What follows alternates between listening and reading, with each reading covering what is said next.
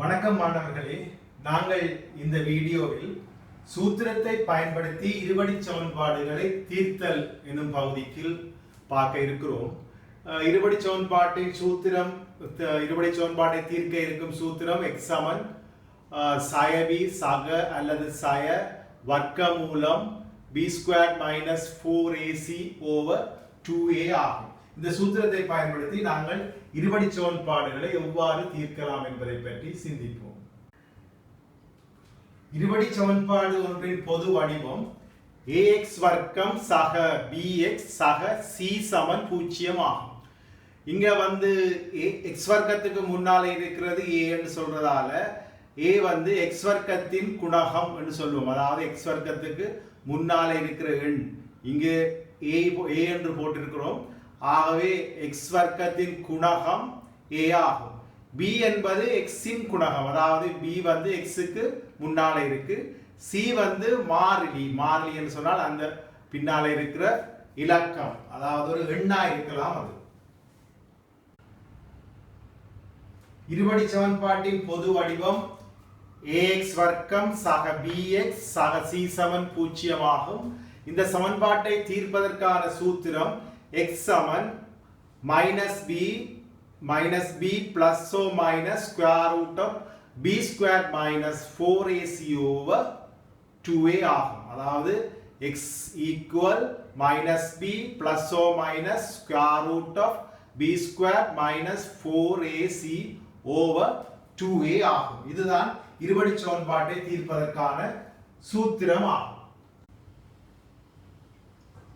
இப்பொழுது 3x வர்க்கம் சக 7x சக 2 சமன் 0 எனும் இருபடி சமன்பாடு ஒன்றை தீர்க்க முற்படுவோம். எங்களுக்கு பொது வடிவம் எங்களுக்கு தெரியும். ax வர்க்கம் சக bx சக c சமன் 0. இந்த ரெண்டு சமன்பாடுகளையும் ஒப்பிடுங்கள். x வர்க்கத்துக்கு முன்னால இங்க 3 இருக்குது, x வர்க்கத்துக்கு முன்னால a இருக்கு. ஆகவே இங்க a க்கு பதிலா இருப்பது 3. அதாவது நாங்கள் தீர்க்க வேண்டிய இருபடி சமன்பாடு இது. இதுல இங்கே பொது சமன்பாடு ax வர்க்கம் என்று தொடங்குது. அப்ப இங்க a க்கு பதிலா இருக்கிறது 3, இங்க b க்கு பதிலா இருக்கிறது 7, c க்கு பதிலா இருக்கிறது 2. ஆகவே a Saman 3, b Saman 7, c சமன் 2 என எடுத்தோம். இனி நாங்கள் சூத்திரத்தை எழுத வேண்டும். x சமன் சய b சகவோ சய வர்க்கமூலம் b வர்க்கம் சய 4ac இன்கீழ் 2. இது சூத்திரமாகும். இந்த சூத்திரத்தில் நாங்கள் நேரடியா இந்த இலக்கங்களை பிரதியிடுவோம். அதாவது a க்கு 3, b க்கு 7, c க்கு 2 என்று பிரதியிடுவோம். ஆகவே இங்க சய என்றபடியா சயவை போடுவோம். இங்க b க்கு பதிலா 7 இருக்கிறபடியா 7 என்று போடுவோம். இந்த சக அல்லது சயவை இங்க எழுதுவோம். பிறகு வர்க்க மூலத்தை போடுவோம். பிறகு b வர்க்கம் என்று இருக்கு. b க்கு எங்களுக்கு 7 இருக்கிறபடியா 7 இன் வர்க்கம் என்று போடுவோம். பிறகு இந்த சயவை இங்க எழுதுவோம். இந்த 4 இங்க எழுதுவோம். 4 தர a க்கு எங்களுக்கு தெரியும் இங்க 3, a சமன் 3 என்றபடியா a க்கு 3 போடுவோம். c க்கு அங்க இருக்கு 2 போடுவோம். கீழே 2a வரணும். ஆகவே இங்க 2 தர a க்கு பதிலா 3 போட்டு நாங்கள் பிரதியிடுவோம். இப்படி பிரதியிடப்பட்ட சூத்திரத்தை நாங்கள் இனி சுருக்கி விடையை எடுப்போம். எங்கள் பிரதியீடு சய 7 சக அல்லது சய வர்க்கமூலம் 7 வர்க்கம் சய 4 தர 3 தர 2 கீழ் 2 தர 3. இனி நாங்கள் இந்த சயகளை கீழே கொண்டு எழுதுவோம். சக அல்லது சயவை கீழே கொண்டு எழுதுவோம். வர்க்க மூலத்தை போட்டு இந்த 7 வர்க்கம் என்றால் 7 தர 7 49. 7 வர்க்கம் 7 தர 7 49 ஆகும். 7 பெருக்கினீங்கன்னு சொன்னா இங்க 49 கிடைக்கும். அங்கால 4 தர 3 தர 2, 4 3 12, 12 24 என்று போட்டிருக்கிறோம். கீழே 2 தர 3 6. இனி இந்த சயகளை கீழே கொண்டு எழுதியிருக்கு. சகல சயவை கீழே கொண்டு எழுதியிருக்கு. வர்க்க மூலத்துக்கு 49 இருந்து 24 கழிச்சிருக்கு. 49 இருந்து 24 கழிச்சா உங்களுக்கு 25 விடை கிடைக்கும். கீழே உள்ள 6 நாங்கள் அப்படியே எழுதி இருக்கிறோம். இனி நாங்கள் இந்த சயகளை கீழே கொண்டு வந்து எழுதுகிறோம், சக அல்லது சயவ கீழே கொண்டு வந்து எழுதுகிறோம். 25 வர்க்க மூலம் வந்து 5. எங்களுக்கு 25 வர்க்க மூலம் 5 ஆகும். 25 வர்க்க மூலம் வந்து 5 என்பது எங்களுக்கு தெரியும். ஆகவே நாங்கள் 25 வர்க்க மூலம் கண்டு 5 போடுவோம், கீழே உள்ள 6 கீழே போட்டு எழுதுவோம். நாங்கள் x சமன் சய 7 சக அல்லது சய 5/6 என்பதை பெற்றிருந்தோம். இங்க சக அல்லது சய என்பதால் சகவோடு ஒரு விடையும் சயவோடு ஒரு விடையும் வரும். இந்த சகவை தனியை எடுத்தோம்னா சய 7 சக 5/6 என்பது ஒரு விடையும், இந்த சயவை ஒருக்க எடுத்தோம்னு சொன்னா சய 7 சய 5 சய 7 சய 5 என்ற ஒரு விடை. சய 5/6 என்பதாவது சய 7 சய 5/6 என்பது ஒரு விடையாக இருக்கும். இனி நாங்கள் சய 7ஐயும் சக 5ஐயும் கூட்டினோம் என்று சொன்னா சேர்த்தோம் என்று சொன்னா சய 2 வரும். இங்கு சய 7ஐயும் சய 5ஐயும் சேர்த்தோம் என்று சொன்னா சய 12 வரும். இனி நாங்கள் இந்த சய 12 6ஆல வகுத்தோம்னா சய 2 வரும். இங்க வந்து சய 2/6 என்பதை நாங்கள் சுருக்கி எடுக்க வேண்டும். சய 2/6 என்பதை சுருக்கி எடுக்க வேண்டும். அதாவது சய 2/6 2ஆல சுருக்கினோம்னா 2ஆல சுருக்கினா ஒரு முறையும் 6 2ஆல சுருக்கினா 3 முறையும். சுருக்கலன்னு சொன்னா வகுத்தல் 2 ஒரே எண்ணால மேலே கீழையும் நாங்கள் வகுக்க வேண்டும். அதாவது 2ஆல வகுத்தோம்னா ஒரு முறையும், அதாவது 3 2ஆல வகுத்த 6 2ஆல வகுத்தோம்னா 3 முறையும் இங்க கிடைக்கும். ஆகவே கவனமாக விளங்கிக் கொள்ளுங்க. சுருக்கல் வந்து மேலேயும் கீழையும் ஒரே எண்ணால வகுத்தலை தான் நாங்கள் சுருக்கல் என்றோம். அதாவது மேல 2ஆல வகுத்தா ஒரு முறை, கீழே 2ஆல வகுத்தா 3 முறை. அப்ப சய 1/3 x சமன் சய 2 விடைகள் ஆகும். ஒரு இருபடி சமன்பாட்டுக்கு எங்களுக்கு 2 விடைகள் வரும். ஏனென்று சொன்னால் இருபடி சமன்பாடு வந்து x வர்க்கத்தில் உள்ள ஒரு சமன்பாடு ஆகும். கவனியுங்கள் மாணவர்களே, மேலும் ஒரு இருபடி சமன்பாட்டை தீர்ப்பதற்கு முற்படுவோம். இருபடி சமன்பாடு 2x வர்க்கம் சய 5x சக 1 சமன் 0. பொதுவான சமன்பாடு ax வர்க்கம் சக bx சக c சமன் 0. இந்த இரண்டு சமன்பாடுகளை ஒப்பிட்டீங்கள் என்று சொன்னா a இருக்கிற இடத்துல அங்க 2 இருக்குது, b இருக்கிற இடத்துல அங்க சய 5 இருக்குது, c இருக்கிற இடத்துல அங்க சக 1 இருக்குது. ஆகவே a2 b சய 5 c 1. அதாவது திரும்பவும் கவனிங்கோ, a க்கு இங்க 2, b க்கு இங்க சய 5, c க்கு 1. ஆகவே a2 b சய 5 c 1 ஆகும். இனி நாங்கள் சூத்திரத்தை எழுதுவோம். x சமன் சய b சக அல்லது சய square root of b square minus 4ac over 2a. அதாவது b வர்க்கம் சய 4ac over 2a ஆகும். இனி நாங்கள் இந்த சூத்திரத்தில் இந்த a-க்கும் b-க்கும் c-க்கும் இருக்கிற பெருமானங்களை நேரடியா பிரதியிட வேண்டியதுதான். அதாவது a b-க்கு இங்க இருக்கு -5, அதாவது சய 5 இருக்குது. சய 5 கொண்டு இந்த b இருந்த இடத்துல நீங்கள் போட்டால் b-க்கு முன்னால ஏற்கனவே ஒரு மைனஸ் இருக்குது, சய இருக்குது, அந்த சய இங்க இருக்குது. அதாவது b-க்கு முன்னால ஏற்கனவே இருந்த சய இங்க இருக்குது. ஆனா b-யோட சேர்ந்து ஒரு சய இருக்குது பாருங்க. அதை நாங்கள் என்ன செய்யணும், பிராக்கெட் போட்டு அந்த சய 5 போட வேண்டும். பிறகு நாங்கள் இந்த பிளஸோ மைனஸ் சக அல்லது சயவை நாங்கள் இதுல போட வேணும். பிறகு வர்க்க மூலத்தை போட்டு இங்க b-க்கு இங்க சய 5 இருக்கிறபடியா அதை பிராக்கெட் போட்டு சய 5க்கு நாங்கள் ஒரு பிராக்கெட் போட்டு அதுக்கு மேலே வர்க்கம் போடுவோம். ஏனென்றா b-க்கு வர்க்கம் இருக்கு, இந்த வர்க்கம் வந்து பிராக்கெட் போட்டு வரும். ஏனென்றா இந்த 5க்கு முன்னால சய இருக்கிறபடியா. சக இருந்தா நீங்கள் அந்த பிராக்கெட் போட தேவையில்லை. சய இங்க வந்து 4 இருக்குது, அந்த 4 எழுதினோம்.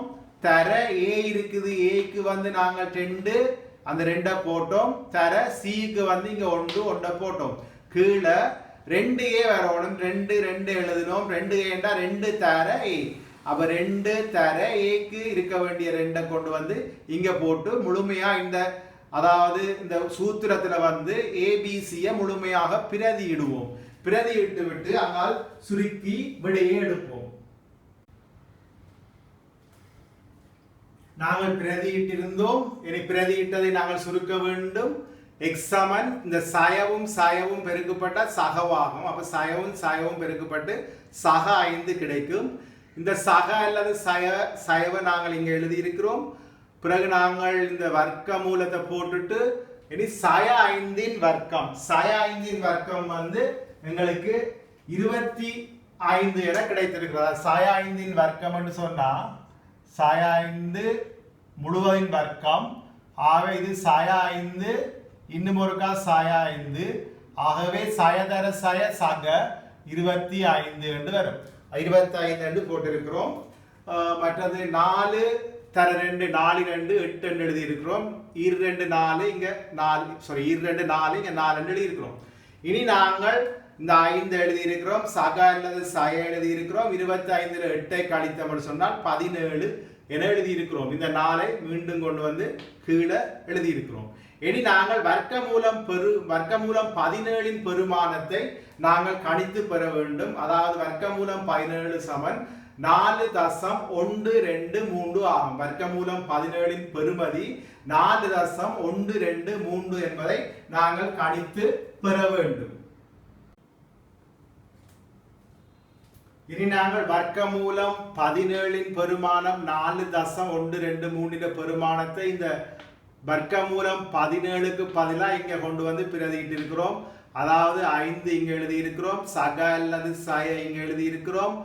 வர்க்கமூலம் 17க்கு பதிலாக 4.123 எழுதி இருக்கிறோம். இங்கால கீழே 4 எழுதி இருக்கிறோம். இனி நாங்கள் இங்கு 2 தீர்வுகள் இருக்கின்றன. ஒரு தீர்வு இந்த சகவோடு, மற்றைய தீர்வு இந்த சயவோடு இருக்கிறது. அதாவது சகவை எடுத்து எழுதினோம் என்று சொன்னா 5 சக 4.123 4. சயவை எடுத்து எழுதினோம்னா 5 சய 4.123 4 என இரு தீர்வுகள் எங்களுக்கு கிடைக்குது. இனி நாங்கள் மேலும் சுருக்கி எங்களுக்கு ஆன்சரை பெற்றுக்கொள்வோம்.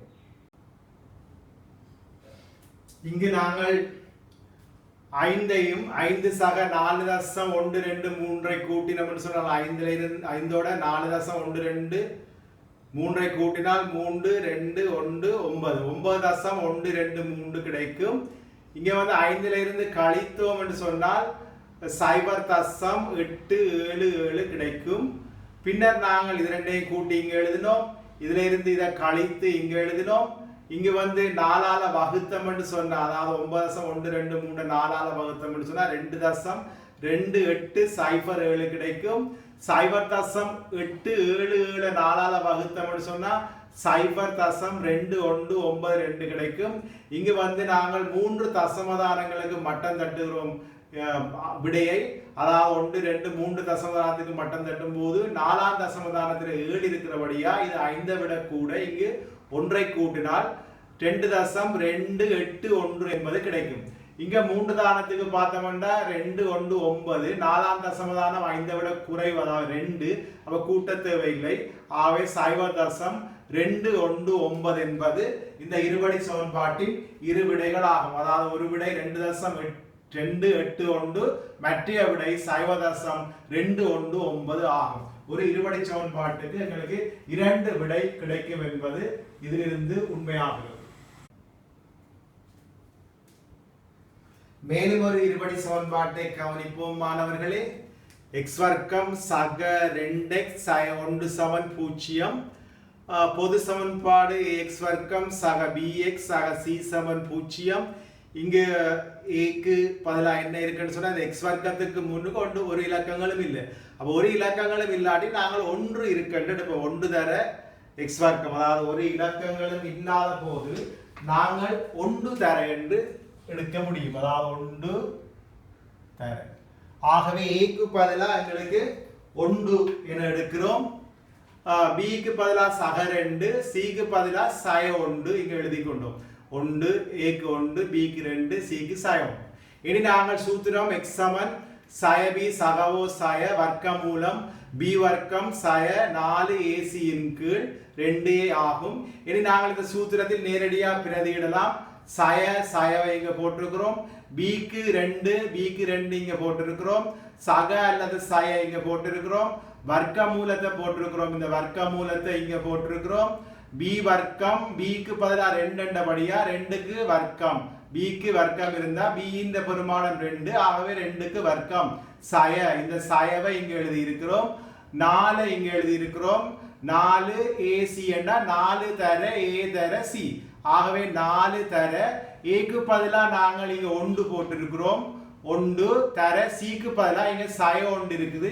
இந்த சய 1 போட்டிருக்கிறோம். கீழே 2 தர ஏக்கு பதிலாக நாங்கள் 1 போடுவோம். ஏ வந்து 1. ஆகவே 2 தர 1 என எங்கட பிரதியீடு முடியும் பிள்ளைகளே. இனி நாங்கள் பிரதியிடப்பட்ட சூத்திர பெருமானங்களை சுருக்குவோம். இங்கு சய 2 என்பதால் சய 2 திரும்பவும் எழுதுறோம். சக அல்லது சய எழுதுறோம். இங்க 2 வர்க்கம் 2 4. 2 வர்க்கம் 2 தர 2 4. இங்க வந்து சய 4 இருக்குது. சய 4ஓட 1 பெருக்குனா சய 4. அந்த சய 4ஓட சய 1 பெருக்குனா சக 4 என்று வரும். அல்லது இப்படி பார்க்கலாம். இந்த சயவும் இந்த சயவும் பெருக்கப்பட்டா சக வரும். பிறகு 4 தர 1 4, பிறகு 4 தர 1 4. ஆகவே 4 என்று வரும். அது 2 சய பெருமானம் இருக்கிறபடியே இங்க சக 4 என்று வருது. இனி நாங்கள் இந்த சக 4ஐயும் கூட்டி வர்க்கமூலத்துக்கு 8 என்று போடுவோம்.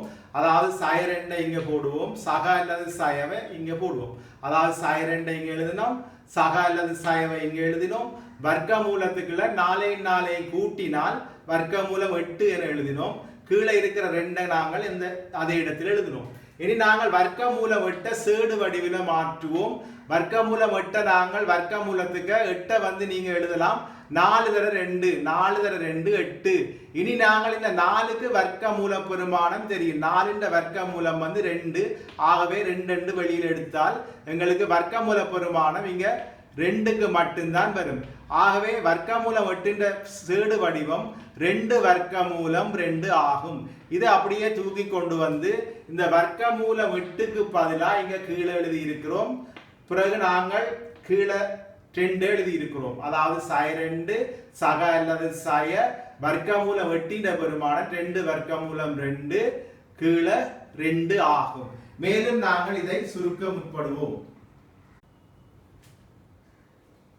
இனி நாங்கள் இந்த வகுத்து கொண்டிருக்கிற இந்த 2, அதாவது சய 2 சக அல்லது சய 2 வர்க்கமூலம் 2ல வகுத்தலா இருக்கிற இந்த 2 வந்து நாங்கள் இதுக்கும் கொடுத்து விடுவோம். 2ஐயும் தனித்தனியே வகுக்கலாம்.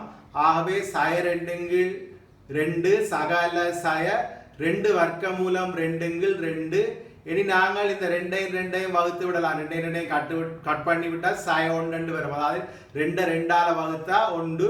இந்த சய இங்க வரும். ஆகவே சய 1 சக அல்லது சய இந்த 2ஆல 2 வகுத்தீங்களா 1. ஆகவே இங்க வர்க்கமூலம் 2 தான் வரும். இனி வர்க்கமூலம் 2 பெருமானம் 1.414 என கணித்து பெற வேண்டும். வர்க்கமூலம் 2 பெருமானம் 1.414. ஆகவே இந்த வர்க்கமூலம் 2 பெருமானத்துக்காக நாங்க இங்க 1.414 பிரதியிட்டு இருக்கிறோம். ஆகவே எங்களுக்கு கிடைத்தது x சமன் சய 1 சக அல்லது சய 1.414.